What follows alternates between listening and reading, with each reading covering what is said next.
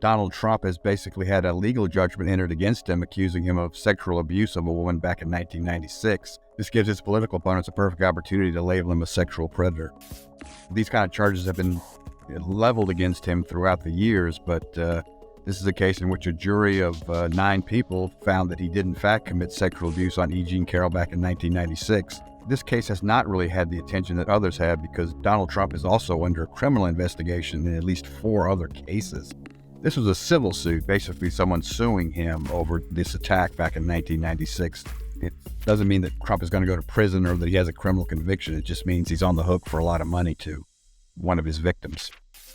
Right now, the consensus is that it won't mean much at all to Republican voters. They have stuck with Trump, and they feel like all of these allegations against him are part of a plot to try to deprive him of the presidency. The real question is over people who are kind of in the middle, particularly Republicans who have voted for Trump and kind of like Trump, but they're also very worried about all the drama that surrounds him.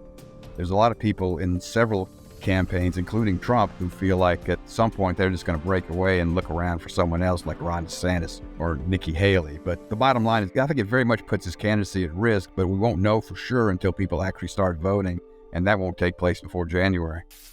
He's basically going to have his lawyers who are going to appeal the case on a number of things. They're going to argue the judge made bad rulings in terms of what did he allow the jury to hear, what kind of testimony he allowed them to hear. They'll take issue with the verdict.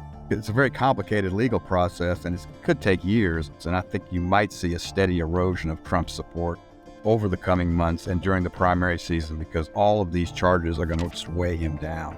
He could be facing trials in 4 separate cases by the time voting starts in February. So there are a lot of people who wonder if that's really sustainable.